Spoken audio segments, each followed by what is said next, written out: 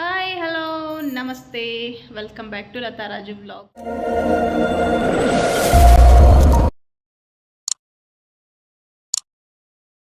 ಎಲ್ಲರೂ ಹೆಂಗದಿರಿ? ಎಲ್ಲರೂ ಆರಾಮದಿರಿ ಅಂತ ಅಂದ್ಕೊಳ್ತೀನಿ. ನಾನು ಕೂಡ ಸೂಪರ್ ಆಗಿದ್ದೀನಿ. ಬನ್ನಿ ಇವತ್ತಿನ ಬ್ಲಾಗ್ನ ಈಗ ಅಂದರೆ 10:45 ಹಂಗೆ ಸ್ಟಾರ್ಟ್ ಮಾಡ್ತಾಯಿದ್ದೀನಿ ಇವತ್ತು. ಸೊ ಕೆಲಸ ಎಲ್ಲ ಆಗಿತ್ತು, ಹಾಗಾಗಿ ಇವತ್ತು ವಾರ ಇದ್ದಿದ್ದರಿಂದ ಮನೆ ದೇವರೆಲ್ಲಮ್ಮಕ್ಕೆ ಹೋಗಿ ಬರೋಣ ಅಂತ ಹೇಳಿ ಅಂದ್ಕೊಂಡೆ. ಸೊ ಸುಮಾರು ದಿನ ಆಗಿತ್ತು, ಲಾಸ್ಟ್ ಸೌದತ್ತಿಗೆ ಹೋಗಿ ಬಂದಿದ್ದೆ, ಮತ್ತೆ ಎಲ್ಲಮ್ಮಕ್ಕೆ ಹೋಗೇ ಇಲ್ಲ. ಹುಣ್ಣಿಮೆ ದಿನ ಹೋಗೋಣ ಅಂತ ಅಂದ್ಕೊಂಡೆ. ಹುಣ್ಣಿಮೆ ದಿನ ಸಂಜೆ ಗ್ರಹಣ ಇದ್ದಿದ್ದಕ್ಕೆ ಸೊ ಅದಾದಮೇಲೆ ಗ್ರಹಣ ಆದಮೇಲೆ ಎಲ್ಲ ದೇವಸ್ಥಾನ ಓಪನ್ ಮಾಡೋದು. ಬಟ್ ಇಲ್ಲಿ 8 ಗಂಟೆ ಒಳಗಡೆ ದೇವಸ್ಥಾನ, 8 ಗಂಟೆ ಮೇಲೆ ದೇವಸ್ಥಾನ ಕ್ಲೋಸ್ ಮಾಡಿಬಿಡ್ತಾರೆ. ಹಾಗಾಗಿ ಹೋಗಿರಲಿಲ್ಲ. ಅದಕ್ಕೆ ಇವತ್ತು ಹೋಗೋಣ ಅಂತ ಅಂದ್ಕೊಂಡಿದ್ದೀನಿ. ಆಲ್ರೆಡಿ 10:45 ಆಗಿಬಿಟ್ಟೈತಿ. ಸೊ ದೇವರ ದರ್ಶನ ಸಿಗ್ತೈತೆ ಇಲ್ಲ ಗೊತ್ತಿಲ್ಲ. 11 ಗಂಟೆ ಎಲ್ಲ ಮುಚ್ಚಿಬಿಡ್ತಾರೆ ಅವರು. ಸೊ ಹೋಗೋಣ ಅಂತ ಅಂದ್ಕೊಂಡಿದ್ದೀನಿ.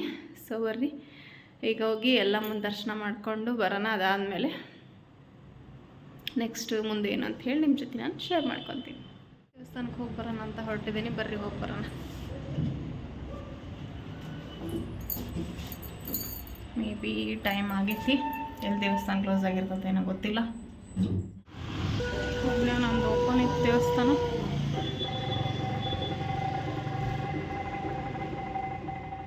ಮಂಗಳವಾರ ದಿನ 11:15 11:20 ಹಂಗೆ ಓಪನ್ ಇಡ್ತಾರಂತ. ಸೊ ಹಂಗಾಗಿ ದರ್ಶನ ಆತು. ಕೂತ್ಕೊಂಡೆ. ಅಯ್ಯಪ್ಪ ಎಂಥ ಬಿಸಿಲು ಅಂದರೆ ತಲೆ ಸುತ್ತಂಗೆ ಆಗೋಗ್ಬಿಡ್ತು. 10:15 ಹೋಗ್ಬೇಕಾದ್ರೆ 8 ಗಂಟೆಗೇನೆ ಇಷ್ಟು ಬಿಸಿಲು ಸ್ಟಾರ್ಟ್ ಆಗಿರ್ತೈತಿ. ಈಗ ಇಲ್ಲೇ ಇಷ್ಟು ಬಿಸಿಲು, ಇನ್ನು ಊರ ಕಡೆ ಎಲ್ಲ, ನಮ್ಮ ಊರ ಕಡೆ ಎಲ್ಲ ಉತ್ತರ ಕರ್ನಾಟಕ ಸೈಡ್ ಸಕ್ಕತ್ತು ಬಿಸಿಲು ಇರ್ತೈತೆ. ಅಲ್ಲಿ ತಡ್ಕೊಳಕ್ಕೂ ಆಗಂಗಿಲ್ಲ, ಅಷ್ಟು ಬಿಸಿಲು ಇರ್ತೈತೆ ಬಿಟ್ರೆ. ಆ ಶೆಕಿಗೆ ತಡ್ಕೊಳಕ್ಕಾಗಲ್ಲ. ಯಪ್ಪ ಸಾಕಾದಂಗೆ ಆಗ್ಬಿಡ್ತು ಒಂದು ಸ್ವಲ್ಪ. ನಾನು ಸಂಜೆ ಹೋಗ್ಬೇಕು ಅಂದ್ಕೊಂಡೆ, ಬಟ್ ಸಂಜೆಗೆ ಕೆಲಸ ಇರ್ತೈತಿ. ಅದ್ರಾಗೂ 6:30 ಮೇಲೆ ದೇವಸ್ಥಾನ ತೆಗೆದು ಮತ್ತೆ 7:00ವರೆಗೆ ಕ್ಲೋಸ್ ಮಾಡಿಬಿಡ್ತಾರೆ ಅವರು. ಹಾಗಾಗಿ ಮತ್ತು ನಾನು ವಾಕಿಂಗಿಗೆ ಹೋಗ್ತೀನಿ, ಬಂದು ಕೆಲಸ ಅಷ್ಟು ದೂರ ಹೋಗಿ ಬಂದು ಮತ್ತು ಕೆಲಸ ಮಾಡ್ಕೊಳಕ್ಕಾಗಲ್ಲ ಅಂತಂದು ಈಗ ಸ್ನಾನ ಮಾಡಿದ ತಕ್ಷಣ ಹೋಗಿ ಬಂದ್ರತ್ತು ಅಂತ ಹೋದೆ. ಮೇಲಿಂದ ಮೇಲೆ ಕೆಳಗಿನ ಕೆಳಗಾದಂಗೆ ಆಗೋತು. ಯಪ್ಪ ಅಷ್ಟು ಬಿಸಿಲು. ಆದರೂ ಪರವಾಗಿಲ್ಲ. ನಾನು ಎಲ್ಲಿ ದರ್ಶನ ಸಿಗ್ತತೋ ಇಲ್ಲೋ ಅಂದ್ಕೊಂಡೆ. ಇಲ್ಲೇ ಆಲ್ರೆಡಿ 10:45 10:50 ಆಗಿಬಿಡ್ತು. ನಾನು ಈ ಬಿಸಿಲಿರೋದಕ್ಕೆ ನಿಧಾನಕ್ಕೆ ನಡ್ಕೊತ ಹೋಗೋದ್ರಾಗ ಎಲ್ಲಿ 11 ಗಂಟೆ ಕ್ಲೋಸ್ ಮಾಡಿಬಿಡ್ತಾರೇನೋ ಅಂದ್ಕೊಂಡೆ. ಬಟ್ ಮಂಗಳವಾರ ಯಾರೋ ಪೂಜೆ ಮಾಡಿಸ್ತಿದ್ರು ಅಂತ ಪೂಜಾರರು ಇಲ್ಲ ಇದೆ, ಒಂದು ಸ್ವಲ್ಪ ಲೇಟಾಗೇ ಕ್ಲೋಸ್ ಮಾಡ್ತೀನಿ ಇವತ್ತು ಅಂತಂದ್ರೆ ಚಲೋ ಆತು ಬಿಡ್ರಿ, ದರ್ಶನ ಸಿಕ್ತು ಅಂತ ಅಂದ್ಕೊಂಡು. ಸೊ ದರ್ಶನ ಮಾಡಿಕೊಂಡು ಬಂದೆ. ಸೊ ಬಂದು ಕೂತ್ಕೊಂಡೆ. ಸೊ ಒಂದು ಕೊರಿಯರ್ ಬಂದಿತ್ತು.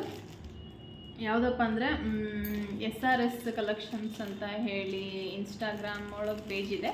ಸೊ ಅವ್ರ ಪೇಜಿಂದ ಈ ಸಾರಿ ಈಗ ಟ್ರೆಂಡಿಂಗ್, ಇನ್ಸ್ಟಾಗ್ರಾಮಲ್ಲೇ ಮೋಸ್ಟ್ ವೈರಲ್, ಮೋಸ್ಟ್ ಟ್ರೆಂಡಿಂಗ್ ಅಂತಲೇ ಹೇಳ್ಬೋದು. ಈಗಿದು ಏನು ಈ ಥರ ಬ್ಲ್ಯಾಕ್, ಈ ಕಾಂಬಿನೇಷನ್, ಈ ಮಲ್ಟಿಪಲ್, ಇದು ರೆಡ್ ಇದೆಯಲ್ಲ, ಇದು ಪಿಂಕು ಸಹ ಬರುತ್ತೆ ಬ್ಲ್ಯಾಕ್ ಒಳಗಡೆ. ಸೊ ಇದು ಮೋಸ್ಟ್ ಟ್ರೆಂಡಿಂಗ್ ಅಂತಲೇ ಹೇಳ್ಬೋದು ಈ ಸೀರೆನ ಈಗ. ಹಾಗಾಗಿ ಅವಳು ಕಳಿಸ್ಕೊಟ್ಟಿದ್ದಾಳೆ, ಸಿಂಧು ಅಂತ ಹೇಳಿ SRS ಕಲೆಕ್ಷನ್ಸ್ ಅನ್ನೋ ಪೇಜಿಂದ ಬಂದೈತಿ. ಸೊ ಹಂಗಾಗಿ ಸೀರೆ ಕ್ವಾಲಿಟಿನೂ ಚೆನ್ನಾಗೈತಿ, ಮೋಸ್ಟ್ ಟ್ರೆಂಡಿಂಗ್ ಅಲ್ಲ. ಆಲ್ಮೋಸ್ಟ್ ಎಲ್ಲರೂ ಇನ್ಸ್ಟಾಗ್ರಾಮಲ್ಲಿ ಹಾಕೊಂಡಿರೋದು ನೋಡಿದ್ದೀನಿ ನಾನು ಕೂಡ. ಸೊ ಕಳಿಸ್ಕೊಟ್ಲಾಕಿ ಚೆನ್ನಾಗೈತೆ ಸೀರೆನೂ. ಸೊ ನಾನು ಕೂಡ ಈ ಸಾರಿ ಪ್ರಮೋಷನ್ ಮಾಡಬೇಕು. ಸೊ ಚೆನ್ನಾಗಿದೆ. ನೀವು ಕೂಡ ಟ್ರೆಂಡಿಂಗ್ ಸಾರಿ ಬೇಕು ಅಂತ ಹೇಳಿದರೆ ಇಲ್ಲಿ ಅವ್ರ ID ನಾನು ಮೆನ್ಷನ್ ಮಾಡಿರ್ತೀನಿ. ಇಲ್ಲ ಅಂತ ಹೇಳಿದರೆ ಇನ್ಸ್ಟಾಗ್ರಾಮಲ್ಲಿ ನಾನು ಏನು ಪ್ರಮೋಷನ್ ಮಾಡಿ ಅವ್ರ ID ಕೂಡ ನಾನು ಟ್ಯಾಗ್ ಮಾಡಿರ್ತೀನಿ. ಸೊ ಹೋಗಿ ನೀವು ಕೂಡ ಬೈ ಮಾಡಿ. ಅಂದರೆ ಈಗ ಸ್ಟಾರ್ಟ್ ಮಾಡ್ತಾ ಇದ್ದಾಳೆ. ಈಗ ಸ್ಟಾರ್ಟ್ ಅಂದ್ರೂ ಒಂದು ಸುಮಾರು 2-3, ಇದು 3ನೇ ಸೀರೆ ಅನ್ಸುತ್ತೆ ಅವಳು ನಂಗೆ ಕಳಿಸ್ತಾ ಇರೋದೀಗ. ಚೆನ್ನಾಗಿರುತ್ತೆ ಕ್ವಾಲಿಟಿನೂ ಮಾತ್ರ. ಮಾಡ್ತಾ ಇದ್ದಾಳೆ ಪಾಪ, ಅಷ್ಟು ಏನು ಸೇಲ್ ಆಗ್ತಿಲ್ಲ ಅವಳಿಗೆ, ಅಷ್ಟು ಇದು ಏನೋ ಅಷ್ಟು ಚೆನ್ನಾಗಿ ಅವಳಿಗೆ ವಿಡಿಯೋ ಮಾಡೋಕ್ಕೂ ಆಗ್ತಿಲ್ಲ. ಹಾಗಾಗಿ ಸ್ವಲ್ಪ ಅಂಜುತ್ತಾಳೆ ಅವಳು, ಯಾರೇನು ಅಂದ್ಕೊಂಡ್ಬಿಡ್ತಾರೋ ಏನೋ ಅಂತ ಹೇಳಿ ವಿಡಿಯೋ ಮಾಡೋಕ್ಕೆ.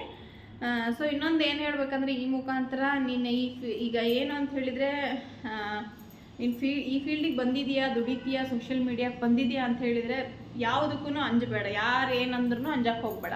ಇನ್ನೊಂದೇನೆಂದರೆ ದುಡ್ಕೊಂಡು ತಿಂತಾ ಇದೆಯಾ, ಯಾರ್ದೋ ಹೊಡೆದೇನು ತಿಂತಾ ಇಲ್ಲ ನೀನು. ಸೊ ಅಂಜಾಕ್ ಹೋಗ್ಬೇಡ ಅಷ್ಟೇ. ಈಗ ಇನ್ನೊಂದು ಏನಂತ ಹೇಳಿದ್ರೆ, ನೀನು ಅಲ್ಲೇ ಮಾರ್ಕೊತೀಯಪ್ಪ ಅಂತಂದರೆ, ಸೇಲ್ ಮಾಡ್ಕೊತೀಯ ಅಂದರೆ ಮಾಡ್ಕೊಬೇಡು. ಇನ್ನು ಸೋಷಿಯಲ್ ಮೀಡಿಯಾದಿಂದ ಬಂದು ನೀನು ಸೇಲ್ ಮಾಡ್ಕೊತೀಯ, ಬಿಸ್ನೆಸ್ ಮಾಡ್ಕೊತೀಯ ಅಂದಮೇಲೆ ಸೊ ಯಾರು ಏನು ಅಂತಾರೆ ಅನ್ನೋದನ್ನು ಮೈಂಡ್ ಸೆಟ್ಟಿಂದ ತೆಗೆದುಬಿಡು. ನಿನ್ನ ಜೀವನ ನಿನ್ನ ಇಷ್ಟ. ಸೊ ಎಲ್ಲರೂ ಹೆಂಗಿದ್ರು ಅಂತಾರೆ, ಚಂದಿದ್ರು ಅಂತಾರೆ, ಚಂದಿಲ್ಲ ಅಂದ್ರೂ ಅಂತಾರೆ. ಸೊ ಅದನ್ನು ತಲೆಯಿಂದ ತೆಗಿ. ನಿನ್ಗೆ ಹೆಂಗೆ ಮಾಡ್ಬೇಕು ಅನಿಸ್ತೈತಿ ಹಂಗೆ ನೀನು ಏನೋ ವಿಡಿಯೋ ಮಾಡೋದನ್ನು ಮಾಡ್ಕೊತ ಬಾ. ಜನ ಚಲೋ ಇದ್ರು ಅಂತಾರೆ, ಅಂದರೆ ನೀ ಚಂದ ಮಾಡಕ್ಕಂತಿ ಅಂದ್ರೆ ನೋಡಿ ತಡ್ಕೊಳ್ಳಾರ್ದು ಅಂತಾರೆ. ನೀ ಚಂದ ಮಾಡಿಲ್ಲ ಅಂದ್ರೆ ಅದಕ್ಕೂ ಅಂತಾರೆ. ಸೊ ತಲೆ ಕೆಡ್ಸ್ಕೊಬೇಡ. ನೀನು ಏನು ನಿಯತ್ತಿಂದ ಮಾಡ್ತಾ ಇದೆಯಾ ಕೆಲಸ ಅಂತ ಅಂದಮೇಲೆ ಸೊ ತಲೆ ಕೆಡ್ಸ್ಕೊಬೇಡ ಯಾವುದ್ರ ಬಗ್ಗೆನೂ. ಆದಷ್ಟು ನನ್ನ ಕಡೆಯಿಂದ ನಿನ್ಗೆ ಹೆಲ್ಪ್ ಮಾಡ್ತೀನಿ. ಸೊ ಚೆನ್ನಾಗಿದೆ ಇದು, ಏನೋ ಸ್ಯಾರಿನೂ ಚೆನ್ನಾಗೈತವ. Thank you Sindhu. ಸೊ ನಾನು ಕೂಡ ನಿಂಗೆ ಕೊಲ್ಯಾಬ್ ಮಾಡಿಕೊಡ್ತೀನಿ.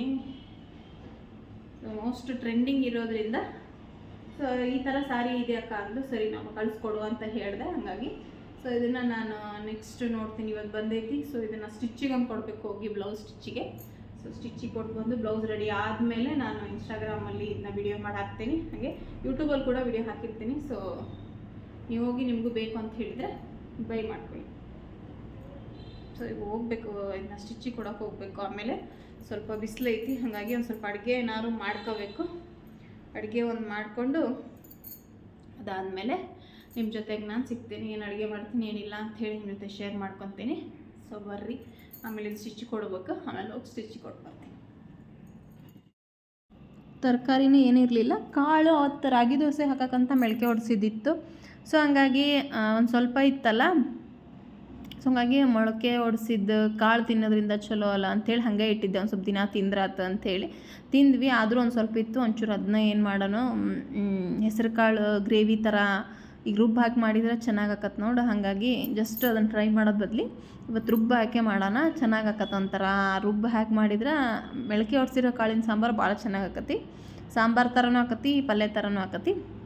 ಹಾಗಾಗಿ 2 ಹಸೆಕಾಯಿ, ಕೊಬ್ಬರಿ, ಜೀರಿಗೆ, ಕೊತ್ತಂಬರಿ, ಕರಿಬೇವೆಲ್ಲ ಹಾಕಿ ರುಬ್ಕೊಂಡು, ಮಾಮೂಲಿ ಹೆಂಗೆ ನಾವು ಈರುಳ್ಳಿ ಟೊಮೆಟೊ ಹಾಕಿ ಪಲ್ಯ ಮಾಡ್ತೇವೆ ಅದನ್ನ ಆ ಥರ ಹಾಕಿ ಅದನ್ನ ಈರುಳ್ಳಿ ಟೊಮೆಟೊ ಒಳಗನ ಒಂಚೂರು ಫ್ರೈ ಆಗಕ್ಕೆ ಒಂದು ಸ್ವಲ್ಪ ಹಸಿ ಸ್ಮೆಲ್ ಇರ್ತಾವಲ್ಲ ಕಾಳು, ಹಾಗಾಗಿ ಅದನ್ನ ಫ್ರೈ ಮಾಡಕ್ಕೆ ಬಿಟ್ಟು ಅದಾದಮೇಲೆ ರುಬ್ಬಿರೋ ಮಸಾಲೆ, ಅರಿಶಿನ ಪುಡಿ ಮತ್ತು ಸಾಂಬಾರು ಪುಡಿ ಎಲ್ಲ ಹಾಕಿ ಚೂರು ಹೊತ್ತು ಏನು ಪಲ್ಯನ ಅದೇ ಸ್ವಲ್ಪ ಮಸಾಲೆ ಹಸಿ ಇರುತ್ತಲ್ಲ ಅದೊಂಚೂರು ಸ್ಮೆಲ್ ಹೋಗಲಿ ಅಂತ ಹೇಳಿ ಒಂದು ಸ್ವಲ್ಪ ಹೊತ್ತು ಬೇಯಕ್ಕಿಟ್ಟೆ. ಅದಾದಮೇಲೆ ಬೆಂಡೆಕಾಯಿನೂ ಒಂದು ಸ್ವಲ್ಪ ಕಪ್ಪಾಗ್ಬಿಟ್ಟಿದ್ದು. ಇಷ್ಟ ಇದ್ವು, ಈ ಪಲ್ಯ ಮಾಡೋಕ್ಕೂ ಆಗಂಗಿಲ್ಲ, ಚಟ್ನಿ ಮಾಡೋಕ್ಕೂ ಆಗಂಗಿಲ್ಲ. ಹಾಗಾಗಿ ಅವನ್ನ ತುಂಬಿ ಫ್ರೈ ಮಾಡ್ಕೊಂಡ್ರಾತು ಅಂದ್ಕೊಂಡು ಮೂಲಂಗಿ ಸೊಪ್ಪು ತೊಗೊಂಡಿದ್ದೆ. ನಮ್ಮ ಸೊಪ್ಪಿನಜ್ಜ ಬಂದಿರ್ತಾನೆ, ಯಾವಾಗ 2 ದಿನ ಬರ್ತಾನೆ, ಅವನ ಹತ್ರ ಮೂಲಂಗಿ ಸೊಪ್ಪು ತೊಗೊಂಡಿದ್ದೆ. ಪಚ್ಚಡಿ ಮಾಡಿದ್ರೆ ಅದ್ರ ರೊಟ್ಟಿಗೆ ಭಾಳ ದಿನ ಆಗೈತೆ ತಡಿ ಇವತ್ತು ಅಂತಂದು. ಇವತ್ತು ಮಾತ್ರ ವೆರೈಟಿ ಐತಿ ಅಡುಗೆ ಮಾತ್ರ. ನಮ್ಮ ಉತ್ತರ ಕರ್ನಾಟಕ ಕಡೆ ಹೆಂಗೆ ಈ ಹಬ್ಬ ಹರಿದಿಂದಾಗ ನಾವು ಸಂಕ್ರಾಂತಿಗೆ ಮತ್ತು ಸಿಗಿ ಹುಣ್ಣಿಮೆಗೆ ಹಿಂಗೆ ಮಾಡೋದು ಭಾಳ, ಪಚ್ಚಡಿ ಪಲ್ಯ ರೊಟ್ಟಿ ಅನ್ಕಂತ.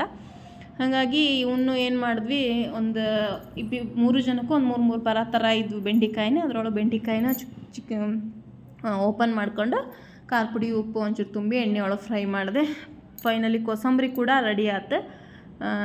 ಕೋಸಂಬರಿ, ಮೂಲಂಗಿ, ಕ್ಯಾರೆಟು ಮತ್ತು ಈರುಳ್ಳಿ ಎಲ್ಲ ಹೆಚ್ಚಾಕಿ ಕೋಸಂಬರಿನೂ ರೆಡಿ ಆಯ್ತು. ಈ ಕಡೆ ಇವು ಕೂಡ ಫ್ರೈ ಆಗಕ್ಕೆ ಕುಂತಿದ್ವು. ಅಂದ್ರೆ ಒಂದು ಸ್ವಲ್ಪ ಅಂದರೆ ಫ್ರೆಶ್ ಇರಲಿಲ್ಲ, ಭಾಳ ದಿನ ಆಗಿತ್ತು ತೊಗೊಂಬಂದು. ಹಾಗಾಗಿ ಸ್ವಲ್ಪ ಒತ್ತಿನೇ ಫ್ರೈ ಮಾಡಬೇಕಾಗಿತ್ತು. ಸೊ ಮಧ್ಯಾಹ್ನಕ್ಕೆ ಊಟಕ್ಕಂತೂ ಆತು, ರಾತ್ರಿಗೂ ಹಾಕತ್ ಬಿಡು ಅಂಥೇಳಿ ಒಟ್ಟಲ್ಲಿ ಈ ಅಡುಗೆ ರೆಡಿ ಆಯಿತು. ಸೊ ನಾನು ಕೂಡ ಊಟ ಮಾಡ್ಕೊಂಡು ಒಂದು ಸ್ವಲ್ಪ ಹೊತ್ತು ರೆಸ್ಟ್ ಮಾಡಬೇಕು, ಸುಸ್ತಾದಂಗೆ ಹಾಕೊಂಡ್ಬಿಟ್ಟೈತಿ. ಹಾಗಾಗಿ ಮಲಗಲ್ಲ ನಾನು ಮಧ್ಯಾಹ್ನ, ಒಂದು ಸ್ವಲ್ಪ ಹೊತ್ತು ರೆಸ್ಟ್ ಮಾಡ್ತೀನಿ. ಸೊ ಮತ್ತೆ ನಿಮ್ಮ ಜೊತೆಗೆ ನಾನು ಸಿಗ್ತೀನಿ. ಇಲ್ಲಿ ಬಂದಿದ್ದಕ್ಕೂ ಅದಕ್ಕೂ ಒಂಥರ ಸುಸ್ತಾದಂಗೆ ಆಗಿಬಿಡ್ತು. ಹಾಗಾಗಿ ಮತ್ತೊಂದು ಸ್ವಲ್ಪ ಅಡುಗೆ ಅದನ್ನ ಮಾಡ್ಕೊಂಡು ಊಟ ಮಾಡ್ಕೊಂಡು ಮಲ್ಗೇ ಬಿಟ್ಟೆ. ಮಲ್ಗೋದಂದ್ರೇನು ಮಧ್ಯಾಹ್ನ ನಾನೇನು ಮಲಗಲ್ಲ, ಬಟ್ ಹಾಗೆ ಒಂದು ಸ್ವಲ್ಪ ಆ ಬಿಸಿಲಿಗೆ ಬಂದಿದ್ದಕ್ಕೆ ಒಂಥರ ಹೆಡ್ಡೇಕ್ ಸ್ಟಾರ್ಟ್ ಆಯ್ತಲ್ಲ, ಹಾಗಾಗಿ ಒಂದು ಸ್ವಲ್ಪ ಹೊತ್ತು ಹಾಗೆ ಉಳ್ಕೊಂಡು ಸ್ವಲ್ಪ ಹೊತ್ತು ಮೊಬೈಲ್ ನೋಡಿದೆ. ಸೊ ಈಗ ಎದ್ದು ಮುಖ ತೊಳ್ಕೊಂಡು ದೀಪ ಹಚ್ಚಿ ಈಗ ಬ್ಲೌಸ್ ಹೊಲಿಯಕ್ಕೆ ಕೊಡೋಕ್ಕೆ ಹೋಗೋಣ ಅಂತ ಹೇಳಿ ಈಗ ಹೊರಟಿದ್ದೀನಿ. ಟೈಮ್ ಬಂದುಬಿಟ್ಟು ಈಗ ನಿಮಿಷ ಟೈಮ್ ಎಷ್ಟಪ್ಪ ಅಂತ ಹೇಳಿದರೆ 5:45 ಆಗ್ಬಿಡ್ತು ಆಲ್ರೆಡಿ ಟೈಮು. ಸೊ ಹಂಗಾಗಿ ಈಗ ಹೊರಟಿದ್ದೀನಿ. ಸೊ ಬ್ಲೌಸ್ ಕೊಟ್ಟು ಇವತ್ತು ವಾಕಿಂಗ್ ಅಂತ ಹೇಳಿದರೆ ಅದನ್ನೇ ವಾಕಿಂಗ್ ಮಾಡಿಬಿಡ್ತೀನಿ. ಸೊ ಇವತ್ತು ವಾಕಿಂಗ್ ಅಂತ ಹೇಳಿ ಅದನ್ನೂ ಕೊಟ್ಟು ವಾಕಿಂಗು ಮಾಡೋಕ್ಕಾಗಂಗಿಲ್ಲ. ಹಾಗಾಗಿ ಸೊ ಈಗ ಹೋಗಿ ಬ್ಲೌಸ್ ಕೊಟ್ಟು ಬರ್ಬೇಕು ಬರ್ರಿ ಕೊಟ್ಟು ಬರೋಣ ಅಂತ. ಸೊ ಸುಮಾರು ಜನ ಕೇಳ್ತಾಯಿದ್ರಿ ಬೆಂಗಳೂರೊಳಗೆ ಎಲ್ಲಿ ಹೊಲಿಸ್ತೀರಿ ನೀವು ಅಂಥೇಳಿ. ಇವತ್ತು ಅವ್ರನ್ನೂ ಕೂಡ ನಾನು ತೋರಿಸ್ತೀನಿ ಬ್ಲೌಸ್, ನನ್ನ ಬ್ಲೌಸ್ ಯಾರು ಹೊಲಿತಾರೆ ಅಂತ. ಅವ್ರು ಸೀರೆ ಎಲ್ಲ ಮಾರ್ತಾರೆ. ಸೊ ಅಲ್ಲಿ ಹೋಗಿ ಈಗ ತೋರಿಸ್ತೀನಿ ಬರ್ರಿ.